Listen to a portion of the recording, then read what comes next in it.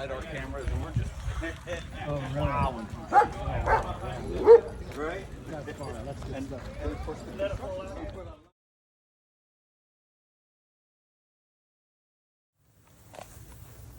Alrighty. All right, the first brother we're going to honor is Sergeant Butler. And many of you know he was awarded the Silver Star, and so I just wanted to read his citation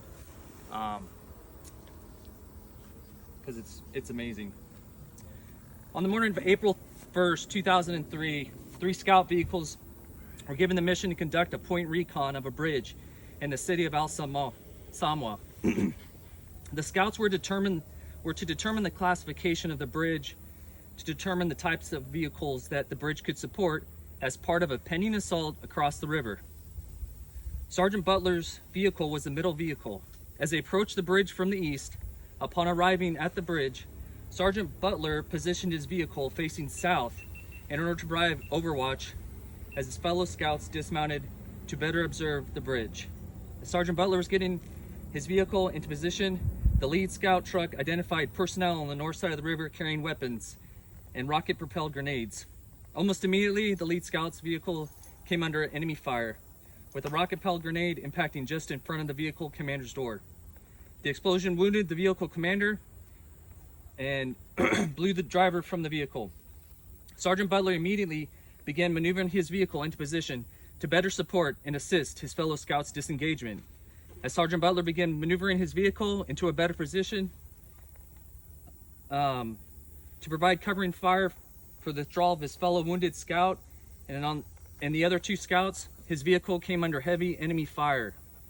Even as the enemy rounds were impacting the truck, Sergeant Butler continued to direct both his driver and gunner in the support of his comrades through a hail of 7.62 bullets less than 50 meters away.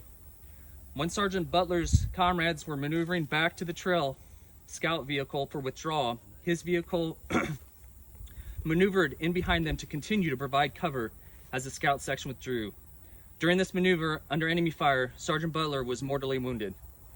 Medics at a near checkpoint attempted to save his life, but were unable to do so. Sergeant Butler's valorous actions, although fatal, enabled the safe withdrawal for the remaining 7 soldiers of the reconnaissance patrol. His actions not only enabled the safe withdrawal of 7 uninjured soldiers, but also saved the life of his 2 wounded comrades.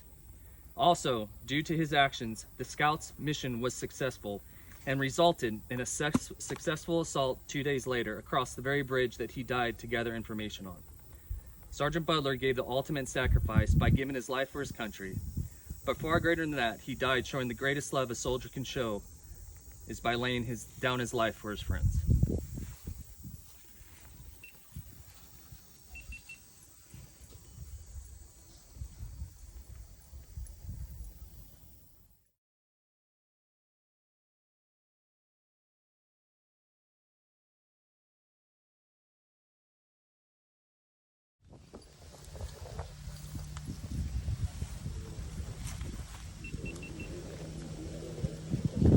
All right, our second brother, Larry Brown. Larry Brown, a Jackson, Mississippi native, attended Bailey Magnet High School, where he was a track, baseball, and basketball athlete. He had a passion for basketball and a great sense of humor. He always had the right thing to say and could make a joke about anything. During the funeral held at Black's Chapels Baptist Church, Brigadier General Frank Helmick described Specialist Brown's devotion to our nation. Larry Brown displayed the intensive fortitude to fight and complete the mission, even though it meant giving his life for our country. Hundreds of people came to the funeral, including 29 soldiers from Fort Riley. Specialist Brown's bravery and courage and service to our nation will always be remembered.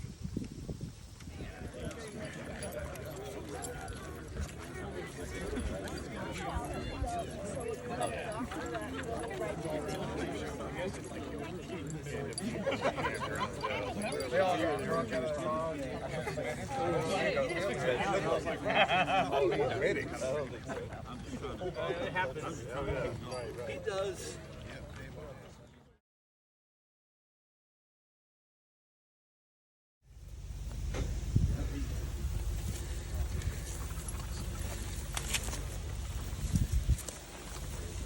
All right. Third brother, Sergeant Heath. David Heath, a native of northern Indiana, enlisted in September 2001. His father was a retired Army veteran, which led him to join the military. His mother said he always looked up to his dad and wanted to make him proud.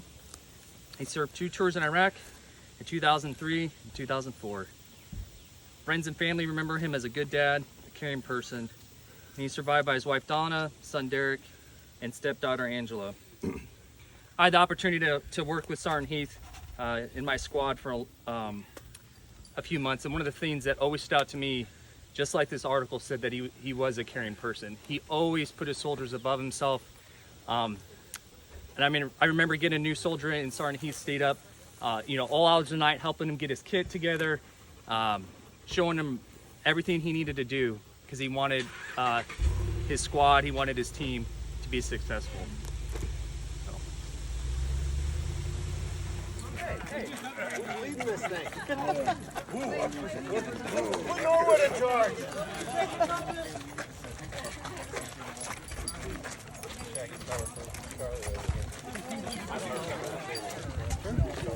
The other guy. Good march.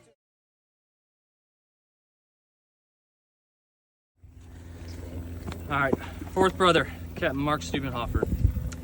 Mark Stubenhofer, a native of Springfield, Virginia, enlisted in 1996 after graduating from Clemson with a degree in history.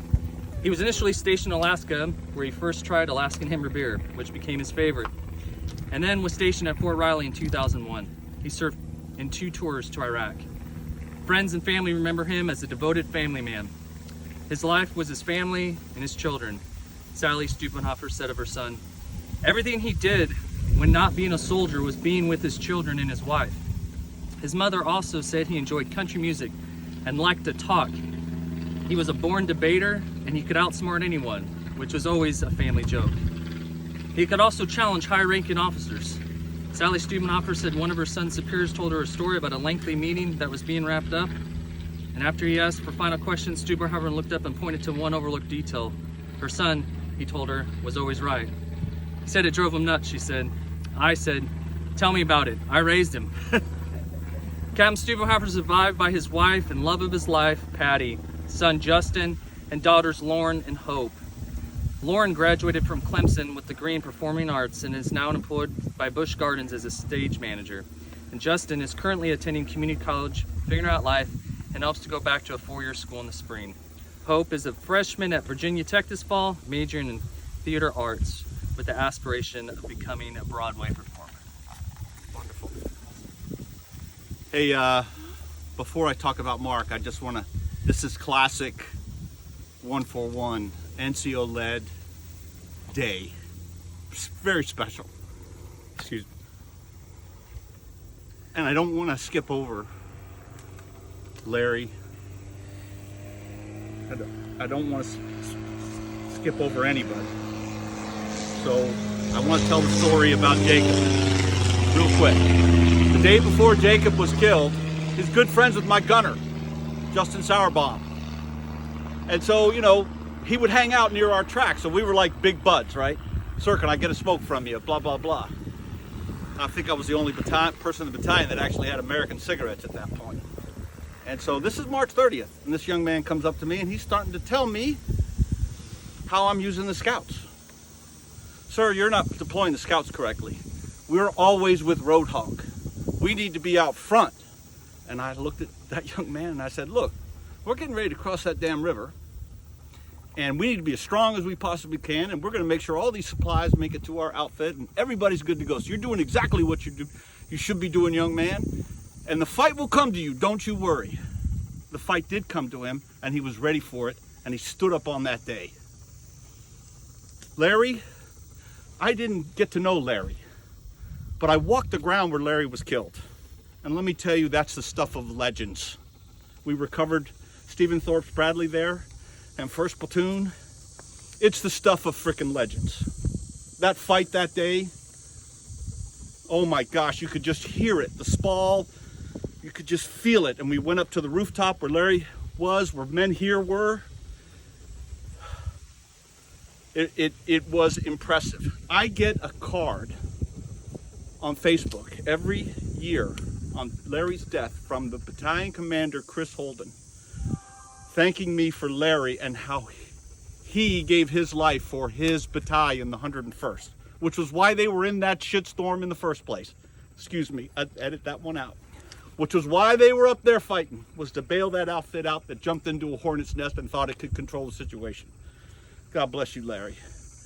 David, you couldn't miss that young man with that red hair.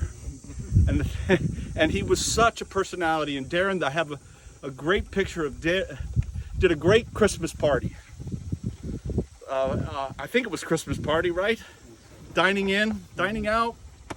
And David came up and said, sir, it wouldn't be complete without a picture with me, my wife, and your wife together. And that is my last memory of that young man. And what a personality, what a great guy. And so, now to Mark. His mom, the officer that she's talking about that drove crazy. And Darren will tell you, meetings, people used to think I liked long meetings.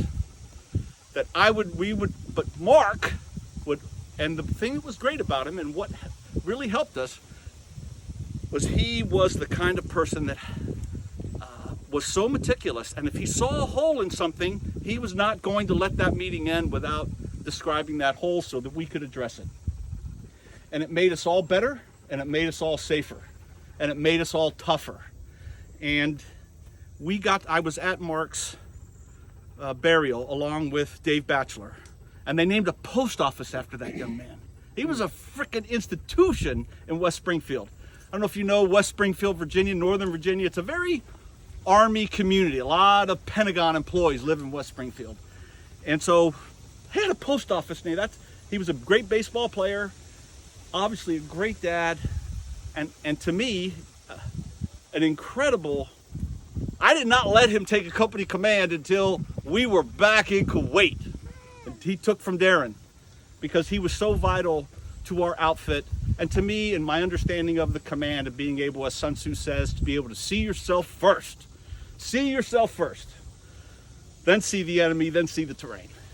And I loved him, and I told his mom, yeah, he drove me freaking crazy, but in a lot of good ways.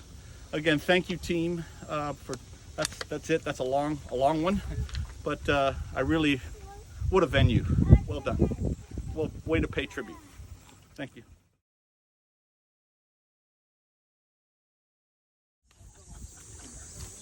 All right, the final brother and hero that we're going to honor today is William Richardson. When William Richardson, a native of Moreno Valley, California, was 8 years old, he wrote an illustrated book featuring a soldier with American flags, showing at an early age his passion to enter the military and fight for his country.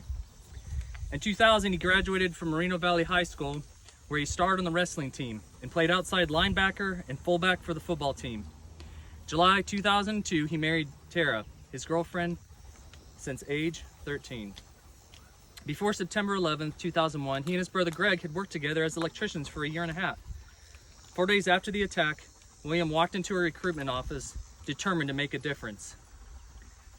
He was assigned to Alpha Company, 1st Battalion, 41st Infantry Regiment, 3rd Brigade Combat Team, 1st Armored Division at Fort Riley, Kansas.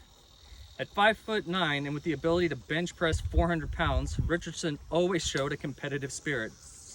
He loved to wrestle in our platoon, and everyone wanted to challenge the big guy, said Corporal Jason Spears. He never lost. He was too big. While at Fort Riley, Richardson served as an automatic rifle and dismount team leader.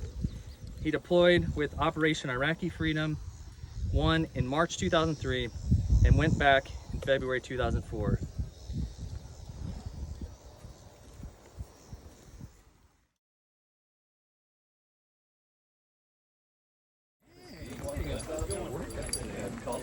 Don't pass out.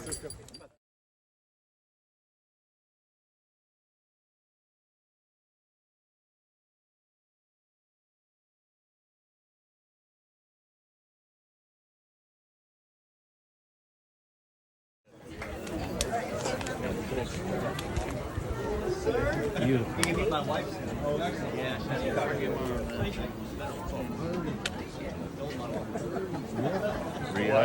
Re-up.